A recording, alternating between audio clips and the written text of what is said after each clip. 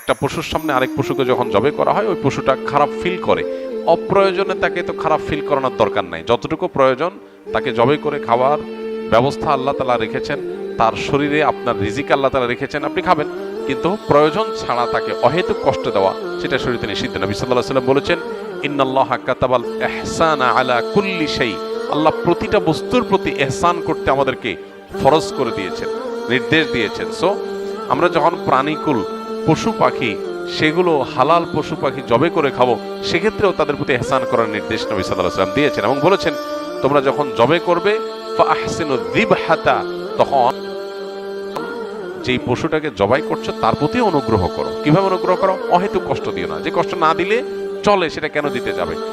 এই জন্য তিনি বলেছেন, তোমরা জবে করার আগে চাকু বা ছুরি ভালো করে ধার দিয়ে নিবে, কারণ ভোঁতা ছুরি নিয়ে তুমি যদি জবে করতে যাও তাহলে তাকে বেশি কষ্ট দিতে হবে।